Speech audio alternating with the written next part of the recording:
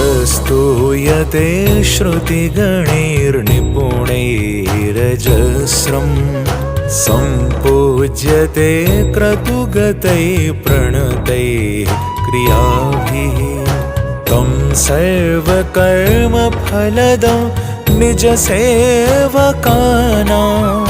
श्रीमद्विहारी चरणं शरणं प्रपद्ये शरणं प्रपद्ये।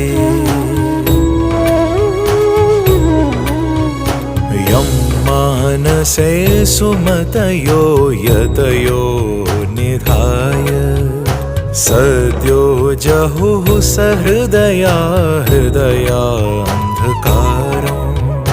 तं चन्द्रमण्डलनखावलि दीप्यमानो श्रीमद्विहारी